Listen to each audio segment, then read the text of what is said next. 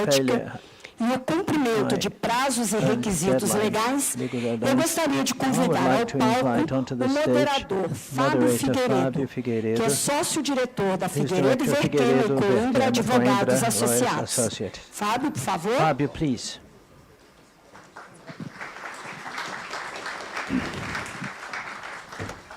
Nossos painelistas serão o diretor e superintendente de segurança de barragens de mineração da Agência Nacional de Mineração, ANM,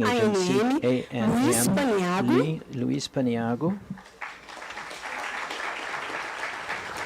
O diretor de gestão de barragens e recuperação de áreas de mineração e indústria da FEAM, Roberto Gomes.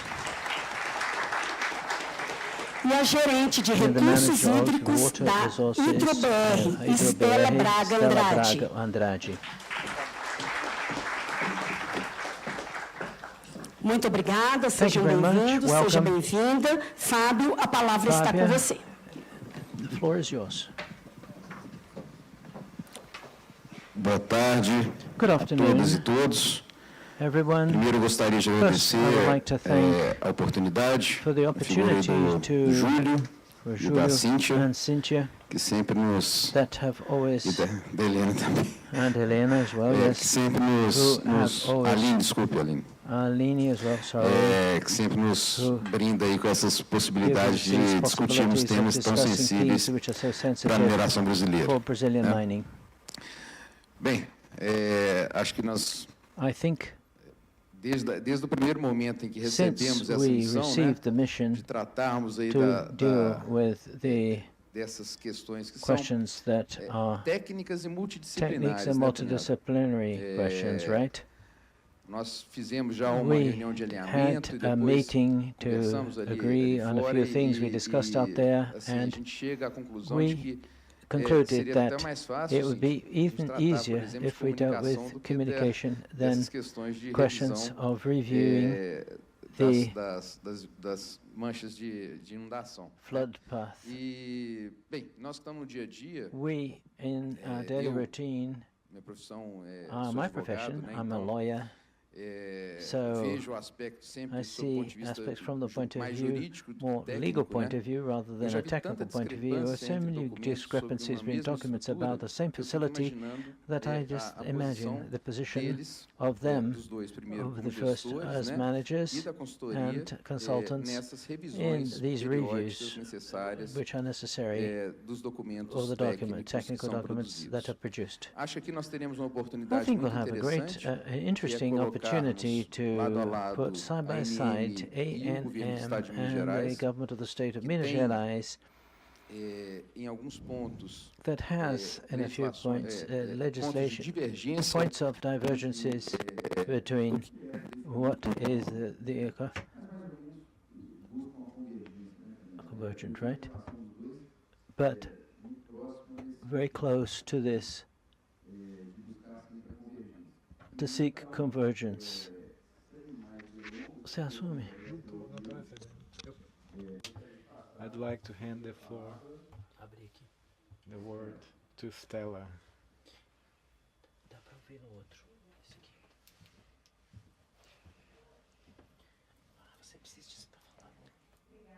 Thank you.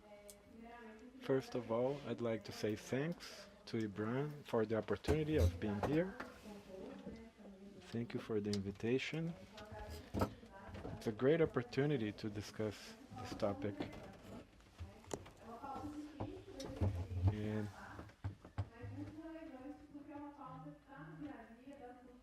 that's on our daily routines, you know, in consultancy. We have precisely this moment for developing the dam break studies to comply with legislation, federal and state legislation, in a process where we are having more robust legislation, more complete processes, for example, ANM legislation. We have the DCO process, different processes with different requirements related to a study that's so technical and complex, ranging from the methods used.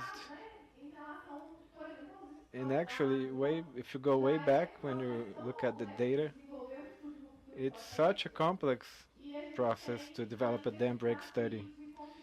And we still have a challenge to manage to reconcile all the legislation,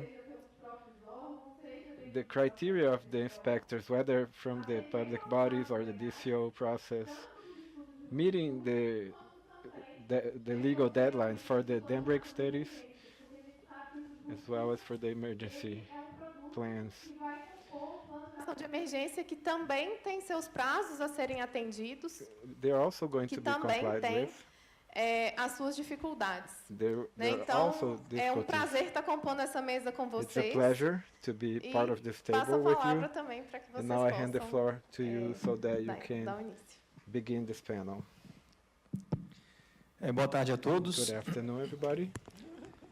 Primeiro, agradecer First, I'd like aos to colegas say do IBRAM, a organização, to my pelo colleagues convite. at IBRAM É um evento que a gente for sempre faz inviting questão me. de estar It's an presente e event trazer where nossos Always make a point colegas, to nossos be amigos da present, our ANM, que eu estou aqui colleagues, our procurando, friends estou from ficando ANM. velho, estou enxergando o pessoal. Acho que eu I'm vi getting o old, I Danilo can't see ali, nem falei from com here, eles. but I saw some of my colleagues Fábio, around. Stella e Roberto, acho que é um Stella, assunto Roberto. muito, não vou dizer polêmico, mas é um assunto que sempre está em Not a moda. controversial né? topic, but Até always quando atualizar, up to quando date. atualizar, quando informar. How, up to E eu when estava should you comentando com eles ali update, atrás, a gente when, tem, aqui em Minas a gente tem how. situações, In problemas Minas, we grandes, have mas não big muitos problemas problems, pequenos, né? A gente tem nuances A em lot of alguns small outros problems estados, too. We have eu some não vou dizer nuance quais in são para other não states. acharem I'm ruim, not gonna name em que a them. gente até brinca que tem algumas manchas de inundação que a gente But brinca we like manchas to do X-Men, joke às vezes a mancha vem, aí that alguém sometimes the flood decide paths fazer look que ela like vire, quando tem uma X-Men. casa ela vira, quando tem You know, uma infraestrutura também vira para lá e acaba que o DPA fica baixo, a gente tem que entrar aí e ver o que aconteceu, Remember, né? you see, Qual had que to é be a what força happened, do what was magneto que the fez ela virar. magneto that made it turn around. E existe também o And contrário, there's the algumas opposite. empresas em que, Some companies às vezes, where algumas consultorias sometimes some consultants veem que a barragem não vai see ter um the DPA dam que vai entrar won't na have a política, DPA acaba which que is às vezes, policy, and entre sometimes aspas, força para que they entre, porque force acaba it. que tem In the end, there eventual is a contrato. A gente também tem contract. que We have entrar to como regulador get nessa in as a nuance, que às vezes regulator uma in barragem this. que entra Sometimes a dam na that política não necessitando que esteja na not política vai dar mais in the trabalho policy does give tanto more para a work agência both quanto for the para o agency regulado and e the para o meio regulator. ambiente, para a For the sociedade não tem environment, nenhum for ganho. Então, a society, gente there's tem no muita gain. perca So com we have isso. got a E lot esse of também é loss um with papel this, nosso. and that's our role as Em well. relação à With sinergia regard entre to the ANM synergy e FEAM, a between gente sempre ANM, teve, né, Roberto? Então, a FEAM, gente that's é the amigo de longa environmental data. agency. We're E friends sempre for a teve long essa time. sinergia, a We gente had tem um this CT synergy. que We está have voltando a ficar em vigor, a gente sempre trabalha em we have conjunto. always worked jointly. DCO acaba de The terminar DCO o has just ciclo de finished DCO, the acabei cycle de of the pegar com as DCO. I've amiguinhas just aqui got with the friends here. Gisele e Michelini, como é que estão os dados? A gente teve How uma is the melhora data? We had an nesse processo improvement em in relação the ao último process ciclo. compared to the last Melhorou cycle. 1%, né, em relação ao Improved último ciclo. Eu acho 1% que compared to the devagarzinho a last gente vai cycle. chegando Gradually, we no will fato get ideal. to Acho que as the barragens fact the principais que dams, the estavam main com DCA dams, negativo there ou was não estavam a enviando. negative Nesse DCE. We're ciclo not tivemos um sending. ganho We muito had a grande, great principalmente aqui em gain, Minas Gerais, acho que especially é in the state of Minas positivo. Gerais. That's a positive point. Relação numérica teve essa diferença Numerical, muito there pouco was de a 1%, very mas é small porque entrou difference algumas of barragens 1%, que a gente but for some brinca, dams, cacarecos, os the menorzinhos, que tem a smallest mesma risk regra can legal, have mas the same acabaram que legal não rule, entregaram, but they então didn't deliver, so ele mascara esse they número. masks this Mas o number. ponto é esse, That is the mapa de point. inundação é Flood ponto que a gente maps tem are que, something that we have to decide, tem que we have to discutir sempre, tem discuss que ser always, sempre atualizado, we have to e update, quando não and while estiver, it tiver is uma not, discussão, where's the quando tem que discussion, atualizar, when a we gente have tem to que sempre update olhar it, we have to always look para a to convergência da the segurança, né? convergence Qualquer of forma que safety. eu What possa fazer way e can que a I segurança do it esteja so that resguardada, safety is tanto a taken care of, sociedade quanto o meio ambiente. both for the society and for the environment? Thank you. Well, initially I'd like to thank you for the invitation, especially the name of Julio. Always puts us, makes us aware in participations like this.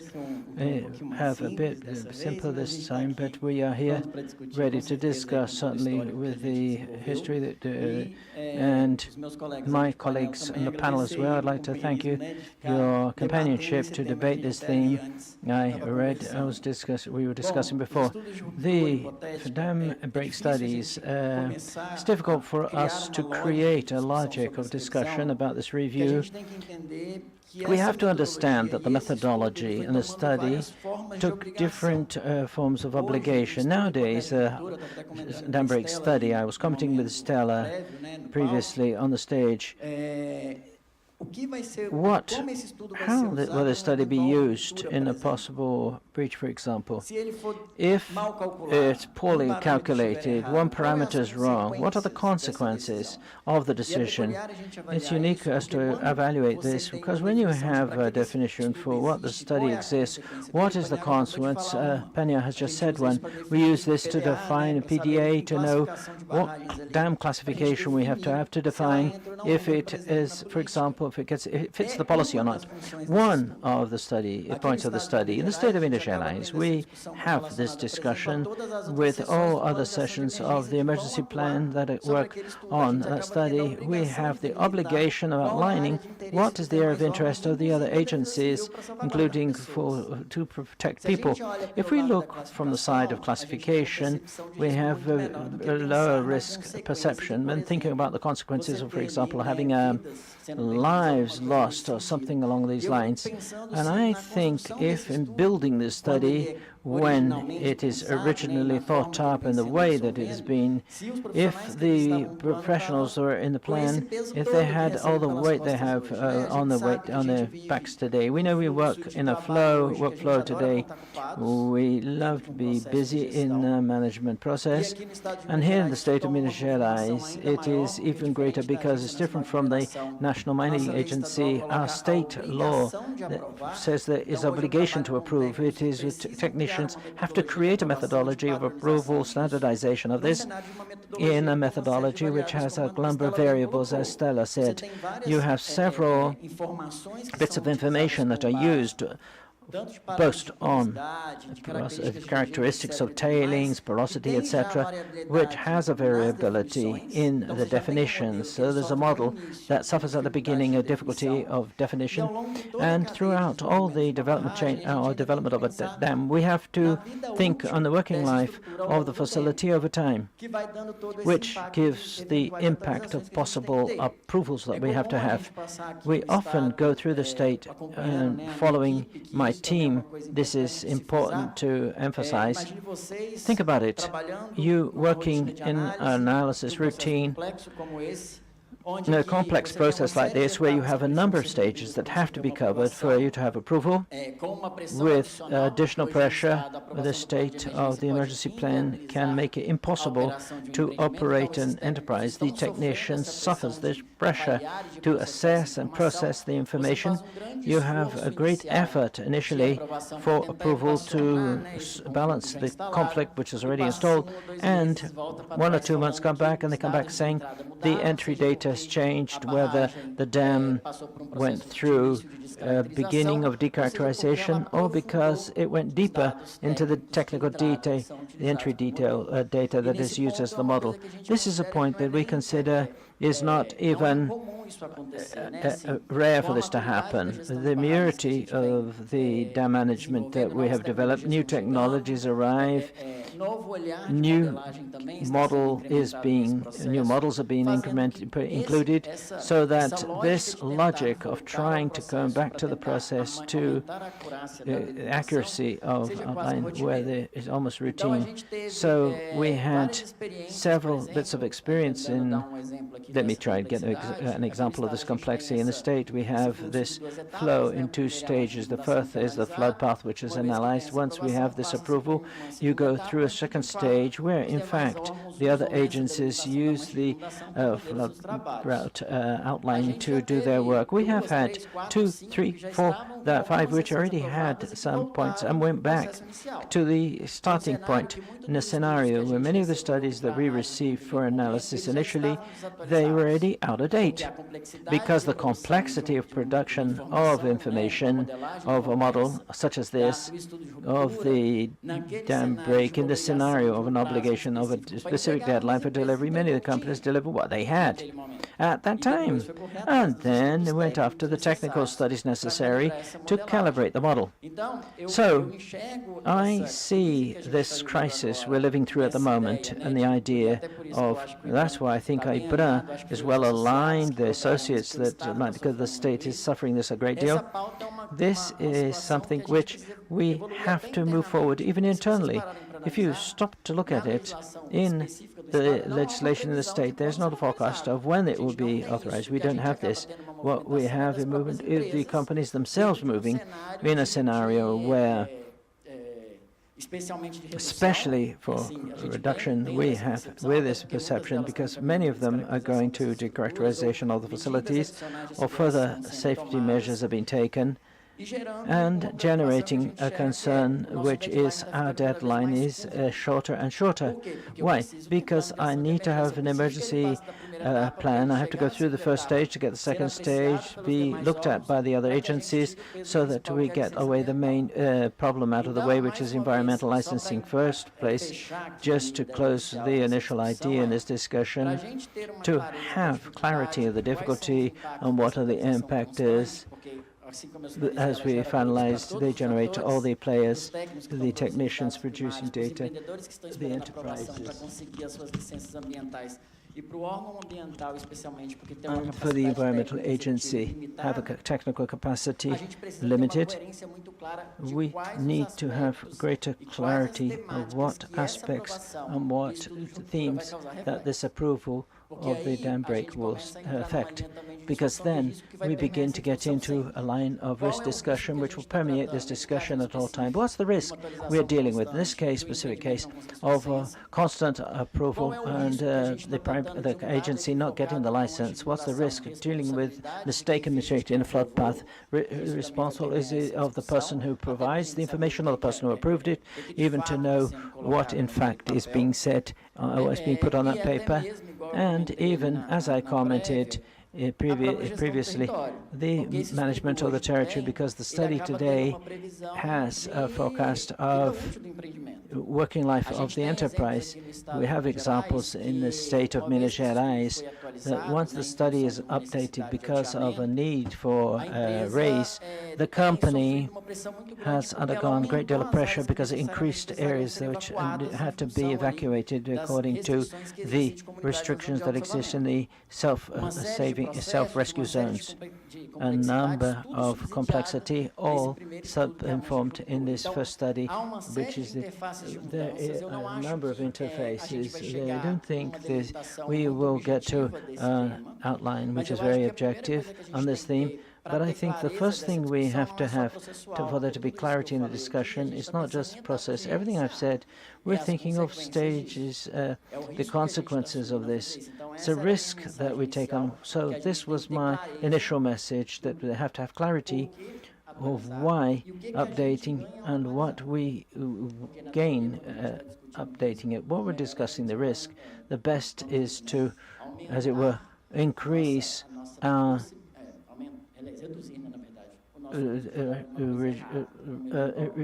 in a possible dam break. In this case, it is the heart of a number of discussions.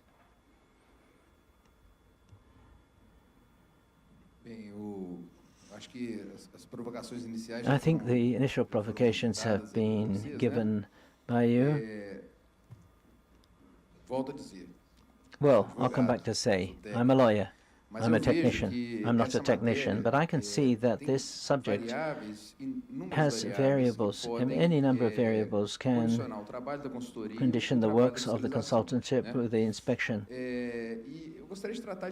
I'd just like to deal with two of them, to maybe all of us can discuss. The first is that very often you do a study of the size of the flood path without knowing there is in the facility which could be old, etc. And as far as I know, on the technical side of things, mining is a dynamic activity where you have tailings disposal in such a way it's not uniform throughout the working life of the mine, because material, maybe you have more disposal sometimes, and so I would like to know how the uncertainty of the data affects the work of the consultants. And another subject which I think is important, that we talk about flood paths also in a situation in which the company doesn't have an area, servitude area for all the flood path, right? And this can involve, as Dr. Roberto said, there may be in public policies how the state ANM see this attribution of the public manager to get to know, knowing the flood path, affect future activities. How do I put in infrastructure facility in a region that is in a flood path? And the mayor, for example, might, how you have this interface between the inspection agencies, as it were, and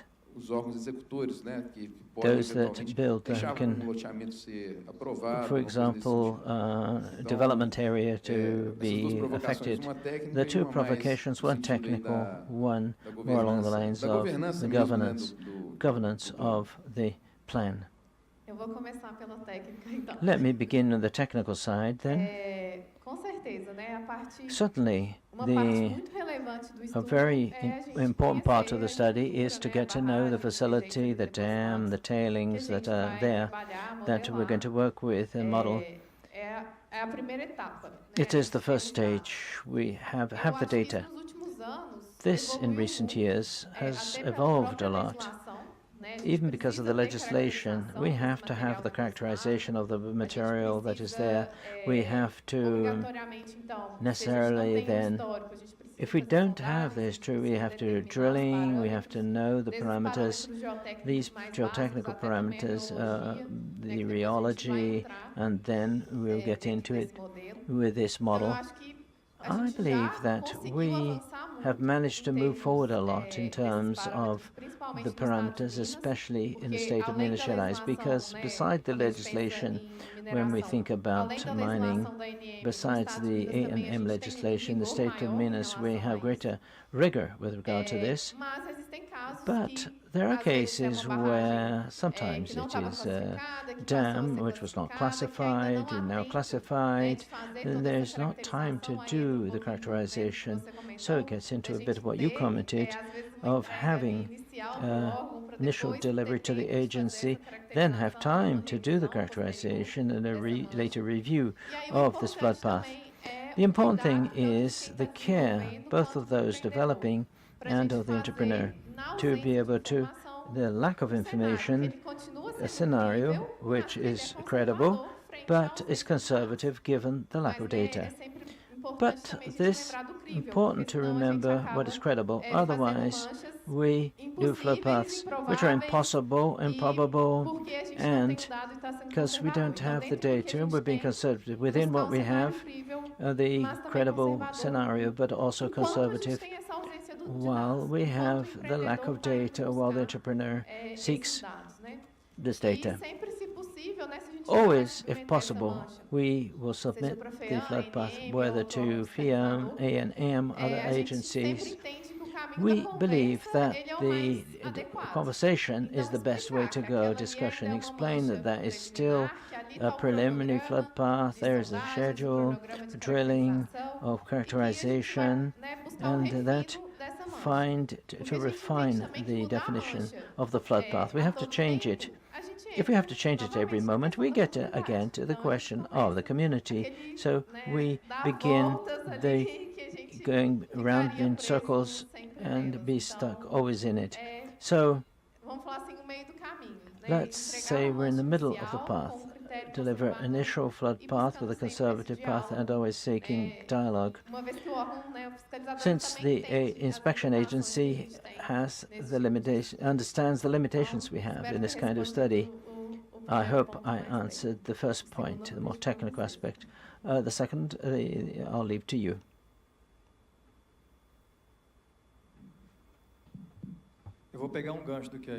Let me take advantage of what Stella said.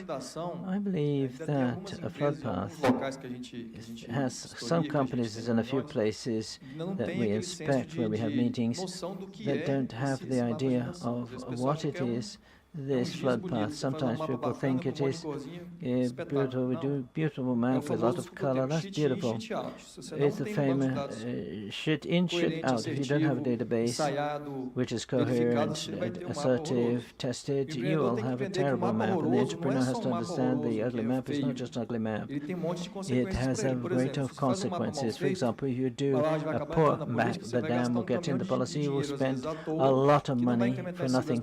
That will not bring safety to the environment or to the population, and then only the consultants will be happy to make it. So they did give due credit to the map. We had many situations, 2014, 15, 16. There was more problems. The database of bibliography as the bibliography, according to this and that, with plastic which gave this, and we use it. No, we began, we said we have to go out into the field, have to do the tests, there has to be adequate representation, there has to be every so many meters, but they have to know that the flood path is the result of something well done, gives you a good result, sometimes gives a coherent result. Always gives a good result for the company, even after what occurred after 6 years, 60.5 years without any serious events in mining. There are entrepreneurs who forget this. Sometimes they throw money away. They do. ANM wastes its time to inspect FEAM as well. On this point, besides updating and understand the beginning, understand why there's a this is how serious it is. In the case where we have this compartmentalizations, more complex dams have to make more complex models because we understood all the know-how of the context. We believe that in this way have greater safety. The best, we would ask a map which is exaggerated, well-made maps. In some cases, with the sand producers, for example, can't pay it. They didn't do the map and got on a vicious cycle. They get the DCE and the PNSB, and then the situation was that's why we took this step, not step backwards, and we re-adapted it in terms of legislation. The question of what can be done via downstream, which is complex. There is a development area, I can build it, it is very complex. PDOT has to come, but you have to understand it's a law that was imposed. There's a law that we have to regulate. Now we're updating it. I think everybody must have participated. There are 460 inputs. I think everybody has input. 95 based. Yes, it's complicated. But there are things that we have to look at the legal aspect so that things happen. Safety is taken care of assertively, and that we don't lose on an important part that AN has and FEAM as well, inspect and regulate. Sometimes we have to understand aspects as a whole. Our director, Roger, says that those who work in the agency has to have dirty boots. Those who don't go out in the field don't know what is happening. This is an important point. We have to understand what the worker who works in there does. It is a complete complex ecosystem. Everybody has to work for safety, both the environment and the population. I think the question of the data has been well discussed. There's data, especially the question of rainfall more. It's a challenge for everybody. It came in the question of the panels this morning on climate change, on the keynote speech as well. All the players who work on flood paths spend all the time with this shadow over them. We have some studies which are well established, which we use as a reference, always seeking the primary data, which is the best solution we have for the time being. But always this study is questioned, very often extrapolated.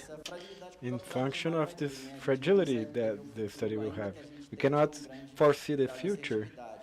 We have just a certain degree of of assertiveness, but we need to look out for the best number possible of data to have better accuracy in the study. But when it comes to the management aspect, what I see is that this is a little bit beyond the flood path. And during lunch we discussed that there is a difficulty of getting technical folks. It's not the flood path that's going to discuss it. What can or cannot be built downstream. Legislation is bringing up some restrictions. And they started increasing according to our framework with a lot of sensitivities involved, whether you like it or not. Who's modeling in theory is not looking at the territory. They're just modeling according to the numerical essence of the information that's being input as data. The consequence of this is then debatable under certain circumstances. We see that some city halls are lobbying on flood paths.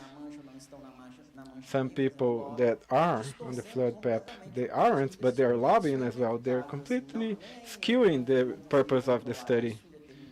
ANM or FEAM cannot control this up to a certain degree because we have other pieces of legislation where we have no control over. And oftentimes we see that the decision-making is not correct because the study was not developed for that. It should not be used for that. And then it's out of our control.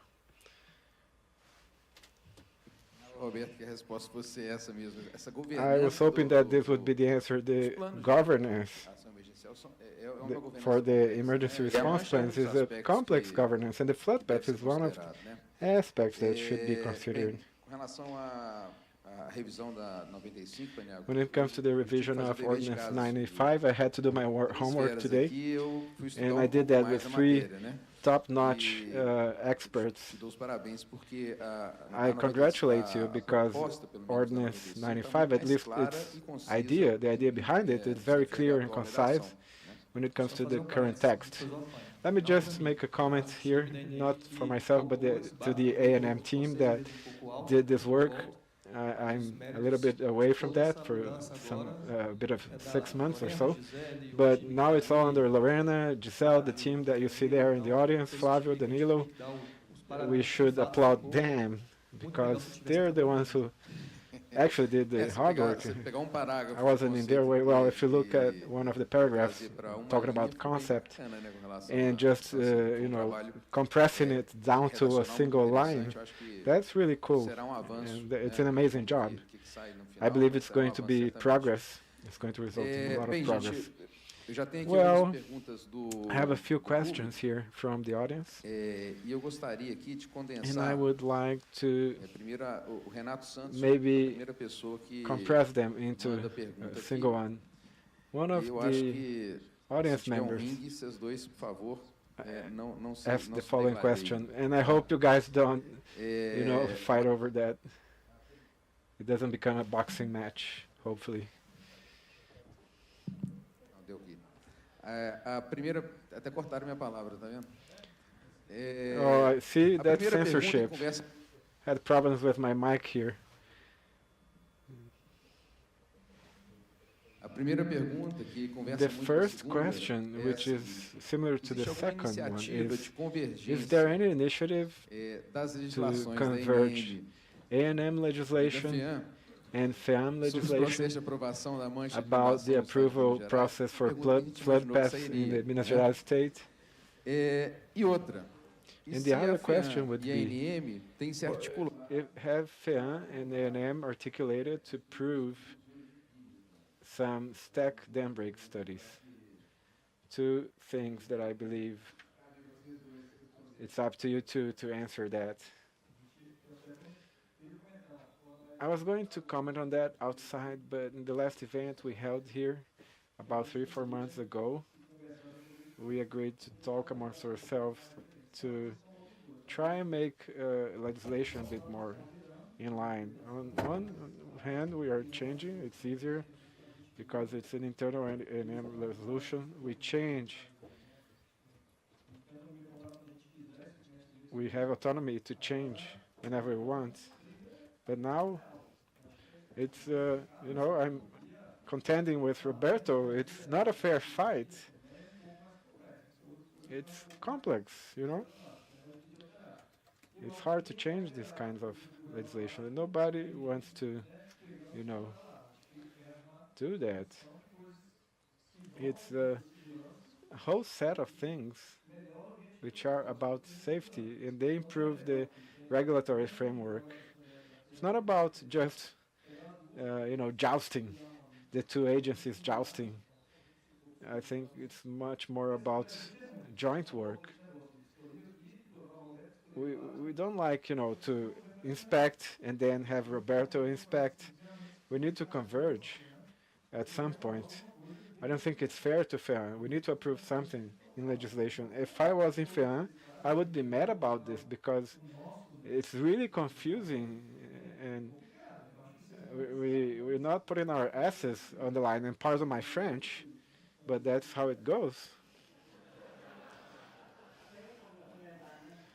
Well, I don't think I have anything to add, but I think basically that's the gist of it. We work very closely. We talk very frequently. We exchange messages. We are, we're converging. We are in synergy. But we can only develop that in which case of the state is aligned in terms of legislation. And we all know here that the legislation today is very hard to change. It was written in a very specific scenario. Whether it's justified or not, everyone has their own opinion. In a scenario where the owner at that moment had no credibility at all, lost all their credibility, and then they moved on to the states the obligation of approving something that cannot be done as long as the scenario doesn't change. And I mean the players such as class entities, all those players don't see a window for changing that because there's a concern that the changes will make things worse. We're going to have to work under such stress because we did our best within the flood path flow. We learned a lot. We have a team today that knows what they're doing, and we can standardize now. It's one of the goals here. We saw that the studies did not dialogue amongst themselves, and we've been working towards something. And we shared that view with SEDEC, that the risk management becomes a part of society as a whole. People need to understand what's being discussed. This document needs to be a live one, outside of the drawer. People need to know why it was created, how the sites work, how to manage risk. We are making lemonade out of the lemons. And myself and Paniago have talked about this a lot. This power given to the states. And with my team, we talked about the flood path and the responsibility of approving in this scenario. And so far, it's not been clear. Unfortunately, there's only going to be valid. We don't know when, but our dam inspection teams are doing that all the time. They're always chasing for an experiment to not happen. But in fact, legislation, in terms of legislation, what we can do, usually we can issue ordinances, and they go deeper in certain aspects on how to act. For example, when we are defining some deadlines that are under our initiative, we state that it's our agency, we are the responsible, our parameters, and that's what we have been doing, but never, and I have to underscore that, as much as Paniago and Roberto talk amongst ourselves all the time, the agency has a better, a lot more freedom in terms of creation of standards than FEAM. But in the state, as long as there isn't an initiative and an opportunity window for changing legislation 23291, we're going to have to do our best with what we have. When it comes to stacks, there's no legislation in the state. I will leave this discussion to Paniago, my dear friend here, and for the time being, in the process discussion, We know that tailings disposal is related to all of that. The dam legislation is bringing more sensitivity to this topic, and of course when we start regulating, we can bring it back, and that's why the stakeholders dialogue. But stacks, I think it's only with Paniago. We don't have any specific guideline on that, especially related to dam break studies, which is a huge challenge for those people discussing that when it comes to data consultancy. I think it's time for Stella to say something. I'm not talking about stacks, okay?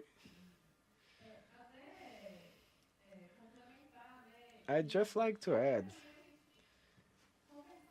and maybe dialogue a little bit, because we talked about the compatibilization of approval processes, and you mentioned the difficulties that FEAM and ANM face. But when we talk or think in operation as owner or consultants, that we are dealing with both legislation and our routines, both processes, and oftentimes we're going to have to deal with those processes, whether it's during inspection, and then the dam break, for example, as we mentioned earlier, the dam break aims CCPA with a tailings disposal future scenario, not the current scenario. We have one line in ANM saying that it needs to be the current scenario. So whether it's in the DCO process or an inspection process, where we have, very strict processes where we need to inspect, how can we,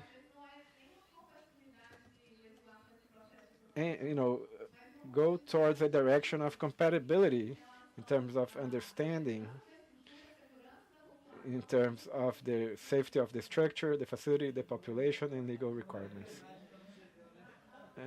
Well, I thought she was going to say something, but she's asking. But anyway, thanks, Stella. First, I'd like to make it clear that under ANM's jurisdiction, we can't do this. The DCO is an extra safety layer for the population, where we have an external consultant outside of ANM and company consultant, circuit, but it's an independent one. It's another positive point. But I believe that to compatibilize and approve, it's a bit complex. In FEAM's case, it's more complex. They are going to, in fact, approve. In our case, you guys are going to do it, and then we're going to check and inspection what's going on. But there's more, there's a bigger amount of approvals. Well, we have almost 300 facilities, and we had 94% of positive statements. It's a good evolution, I believe. And why have we made this DCO cycle more technical? Because we allow the technician to work, but it's not a badge check, as you said. We have certain rules that we learn, and if we don't, add some measurable things in inspection, we are Brazilians, and we like to do that. It's cultural. For example, a classical case is the DCE, the statement condition, stability statement, was, basically a free text. And people would go, the dam's going to be stable if, and then there were pages and pages, sometimes hundreds of pages of ifs. In some cases we go there and we check, we inspect, and the condition is positive. And the report is only 2 pages. It's the cover, the index, and the bibliography, and then we deny it. That's why we're running this program. On our end, I understand that the DCO process has this flexibility, but it's as safe as FEAM's, I believe. Something that I think is important in this process, and I'm going to involve other friends, my friends from the civil defense. Now we have an internal protocol. We're going to implement it now. We just finished the DCO cycle. They need to approve the PAEs from the state. In many cases have positive DCO, and another process says that it's positive, and we're already talking. We already inspected an owner, in this case, and we have to hit him hard. It's kind of naive to think that the public bodies don't dialogue, so we're being more strict with them. Some people think it's just a mess and they can get away with things. But anyways, going on to another topic. In case of stacks, if we're talking about a stack break, people are going to ask, what is this? Well, that's exactly what it sounds like. We can make this into a winged Digimon, something real far out, far-fetched. But let's talk facts. I mentioned it's going to be going. It's a weird something, but we got there now. We have a presidential decree almost a month ago, and now stacks are being included. Now, they're all a single thing, SBP. They're going to be studies for dams and stacks. And some people would joke about it, saying that there were landfills as well, but I think it's going to be a robust study. If we look at inspection, ANM inspection has a lot of things under the same superintendency, and a lot of stacks and dams have a lot of overlapping things. Today we're doing our best, but we are the dog wagging the tail, but tomorrow it could be the tail wagging the dog if we don't look out. Today we either regulate this, so this process starts as best as possible, because I like to say that regulation, if you do it well from the beginning, it's good, but if you take too long to start doing things properly, there's going to be a lot of what ifs. What about this? What about that? So you start having a lot of what ifs. And it's bad for the regulator, the regulated, and the inspector. Now we're going to get stacks, and we have already started the internal process. We're doing our benchmarks, discussing. We're going to run a lot of places that discuss this topic, and where some cases have happened in England, for example, IBRAM. And you're going to look at the best practices. The wheel is turning, but we need to invent the wheel. We got to look at what's going on in the world and bring it to Brazil, whatever is best in the world. We already have started the regulatory impact study for stacks.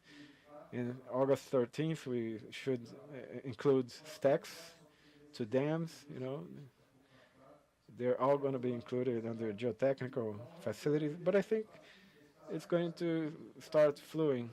It's always in the gerund, but now we have a date, August 13th. We're almost there. We're almost there, and we're going to begin regulating, and Flavio here is going to be spearheading this process. You can start talking about it with him. He's there in the third row. Raise your hand, Flavio.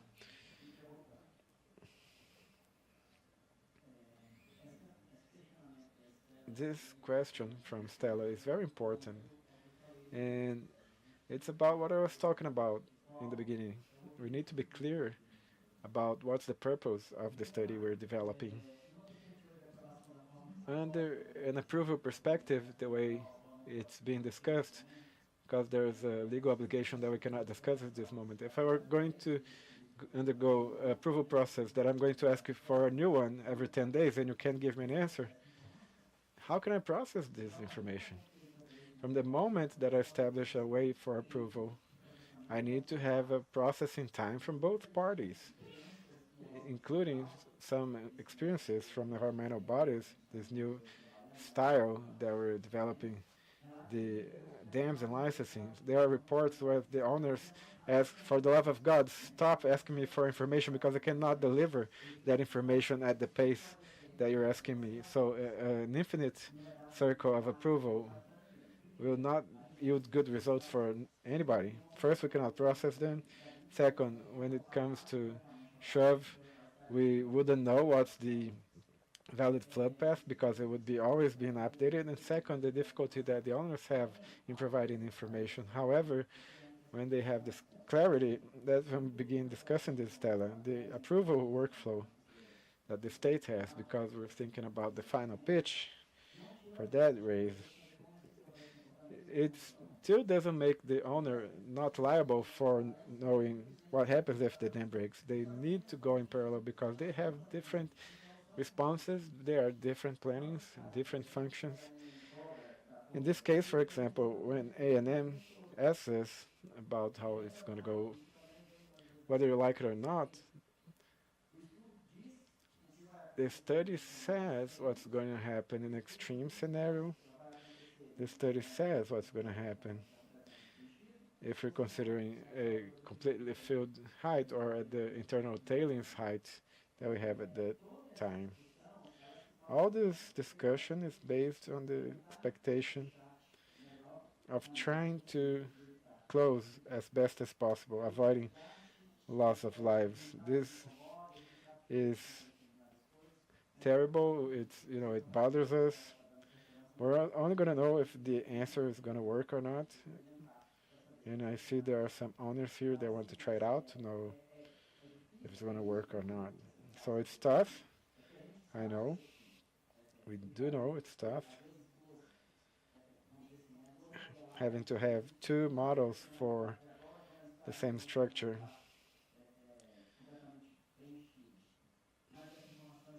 But this information is needed first because of visualization and territory management. As I said, we need to know the future to try as a regulator visualize the future, and specifically in the agency, if that happens now, what then? This database, and there's also something really clear that we must know.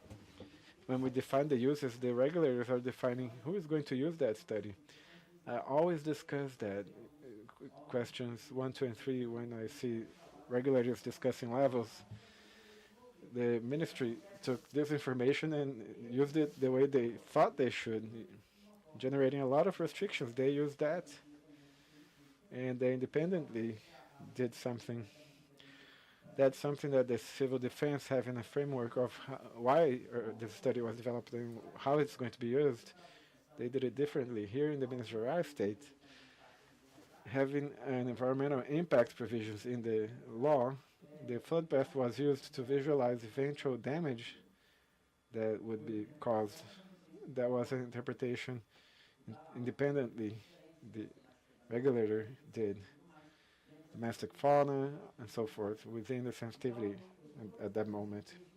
I'm only saying that because there's a certain liberty in the institutions to interpret why this study was developed, and that's the coherence we need to have. In FEAM's case, when we ask for a flood path thinking about a complete, the final height, the final elevation, in the case of the agency, if I'm not mistaken, we're talking about the current moment. The structure could break, and correct me if I'm wrong.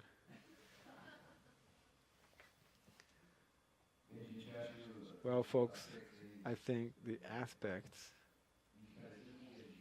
they seem to be converging. The stance of the state. I know the challenges, it's a lot harder to change legislation in the state. It needs to go through COPAN, decrees, laws, and the agency has this legal attribution.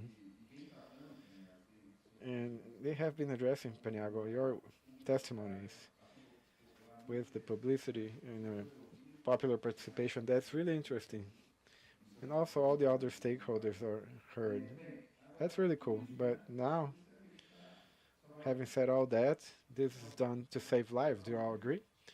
At the end of the day, this study is done so we avoid disasters that kill and damage the environment. An interesting question that we got here is from Guilherme Ferrari. How to communicate and explain to the population the constant changes in the flood paths, especially those that go in or out of the path. Another task that's not in the legislation. But perhaps beginning with Stella now, how does she imagine is the best practice for this communication plan of the companies? Well, the companies and then the regulators, Paniago and Roberto, with the population. It's extremely complex. It's a very good question. In my opinion, there isn't one right answer, but it involves this difficulty. If we begin working with a flood map, and this flood map is with the current elevation, and in the next tailings disposal in 5 years, you have an increase of an expansion of this ZAS area, the self-rescue zone. It involves the people who are close to the dam, and with the owner has a lot of close contact. There's going to be friction. You have to let the population know that they've been included in the ZAS area, but if you look at the final scenario flood map with perhaps a larger ZAS, but maybe the secondary zone will be smaller, the ZSS, and then you start going into very technical issues and very complex ones. If you think that in the future you have a larger ZAS and you already are assuming that ZAS, you're increasing the impact for the owner. They're going to need to carry out constant efforts along the population. Population is going to have to participate in the drill every year, even though they're not yet in the ZAS. It's a future condition. It's always also closely related to community. In my point of view, there is no right answer. But specifically, when it comes to the question, especially, what if we remove someone from the ZAS? To me, this is more critical than including someone, because when you include, you can explain to them that the exposure has increased. But then you remove, and then you include again. That's it. You just finished your credibility. If you're removing them from the ZAS, you need to be very confident that they're not going to be brought back to the ZAS, or you're going to destroy trust. This going back and forth, in my opinion, is what destroys the trust of the population and the owner. It sounds like the owner doesn't know what they're doing because they go back and forth. But let's see if the other colleagues here have a different opinion. Well, Stella, if you would ask Anel that, it would be easier. They have one element to work with, water, and it's a non-Newtonian, it's a Newtonian fluid in theory, but as you know, in mining it's different. It changes a little bit, but it does. They could go in and out of the ZAS, but there's nothing to do about it. If it's updated, that's it. Of course, if in this case where people are going to be moved out and then in, we need to do it because we're talking about human lives. If they are in the very boundary, we need to analyze, manage risk, and discuss. I know a lot of internal meetings with every stakeholders are held. If it's meant to be removed, okay, that's it, do it. We can't just remain, not knowing about it. They need to be removed. But the other way around, it's bad in my opinion. It's all about the process, the mining process. Rheology changes, or you're going to have coarser tailings, finer tailings, and it changes. It changes not very much, but it does. That's why I said I want to participate to panel one of communication with Cristiano. Think it. You're a person on the flood path, and then when you're defining with civil defense who is there or in the flood path, the person says, well, the rheological data changed, and they say, what? And that's the answer that we give to the population. That's why the discussion of communication is very important on this end, even for people to understand the concept of what's being done. The question of credibility, you are very precise. we have risk of the enterprise with regard to the community. Once again, in the discussion, kicking up what Paniago's, we were discussing the flood path, and we discussed the evacuation level emergency. The study has where the tailings goes, and the management of the information depends each person working on the information. Reference to once again the speech that I said here at the beginning. We interpret the studies and do with it certain demands. When we're talking about evacuation and so on, we are thinking also of fragmented visualization of the problem. The idea is that you shouldn't evacuate. That's why there are the safety evaluations in the management as a whole. We can't think of the problem fragmented way. Otherwise, we get into this discussion, bring into the flood path a way that shouldn't be there. Because whether you like it or not, to get to the evacuation, we're talking about a number of things that failed in the management. So I always do this reflection. It's very common, folks. You know, there are a number of studies. ANM has one. I have studies as well, environmental and the sphere of dam management. The study of itself has a specific objective. Then a number of definitions are done based on this study, generating a lot of consequences and interpretations that completely distort the main purpose of the study. When we're talking about accuracy in the model of the flood path, that's one thing. As we said, it was referenced here, there's some data which have difficulty in definition. Another thing is to discuss evacuation. When we discuss evacuation, even the civil defense in the territory. Remember what I said, when we're discussing the model, we're not thinking specific of how the territory is behaving. They can say, no, we have to evacuate even further down, as foreseen by law. I'd just like to think about this once again to mark out the objective of the study. Let me add in here to finalize here. We have to begin, everybody who is here in the event now and wasn't able to be here, begin to help in the argument to stop demonizing dams. Upstream dams are being solved. It's a facility which in Brazil there are many doubts about. A resolution has come, which became a law, and that was it. The upstream, look at this point, has already been discussed. That's the end. We're removing the dams. This problem of the dam suddenly will liquidize. We're solving that. We have to begin to understand that it's a way of planning incident. What I do, various layers of people, places where you live, and situations, there have to be a way of protecting yourself. If we exaggerate, for example, those who live at the top of a building, if building drops, there would be impossible self-rescue zone. He won't be saved, and he can live there. Mining dams, like hydroelectric dams with rockfill, they're safe. Those that don't become liquidized, it's something we have to continue with this argument that it is end of the world problem. A dam which is not subject to liquefaction, it begins to show signs, erosion, it overtops, there's a crack. You put it, some cases we don't have the option of the red button in order to we have the some cases the safety worsens. We have to begin to help in the argument that dams are not ugly. It is something good, but without that there wouldn't be any mining. There would be water for us to drink. There wouldn't be electricity at home. So we have to begin to help in the argument. We're all engineers.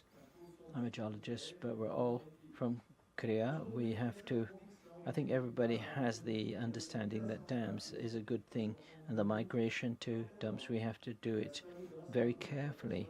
This sudden change can bring a problem. Nowadays, we don't have a national policy for mining dumps, but if we don't do it correctly or allow it to happen, other accidents happened like we had last year. Maybe there'll be a maximum that will lock us at a technical roof. We can do things in the legislation. There's a lot of legislation in Brasileiro, that white papers that we have to stop. We will have a maximum which won't be technical, will generate problems like we have 54, 56, and so on. Maybe it would be very safe, and then there would be a non-technical part which will get in the way for everybody. I think we have to, against facts, there are no arguments. We have to take this. Dams are not ugly. Why do you say that? Because there is the statistic every 2 years, we know this happens, there's a disaster with dams in the world. There are always, as in the lecture, that shows this data. In Brazil, we have been 6.5 years without any disaster, with any problem with dams. There are incidents, which is natural, but accident, disaster, no. So I think while we're on the right path and things are going well, we could say 6 years less, no, 95, no, there are things that can improve. We, ASBM, we have the theme that if it's good, drop it. Let's look for excellence. I think this is what the population demands from us, because we're public authorities. Very well, along the same lines. A recent meeting in the district attorney, Roberto participated in the second, he ran away. I heard from the mining coordinator precisely this, the dam shouldn't be demonized. We can begin to discuss this theme again. Very well, we're at the end. I thank Stella, Roberto, Paniago for brilliant speeches. I won't thank myself, but well, thank you very much. I hope we didn't answer all the questions. We have limited time. I thank you all for being here. Thank you. Thank you. I thank you for the input of each of you. Let's take an official picture, please. Let's make a semicircle.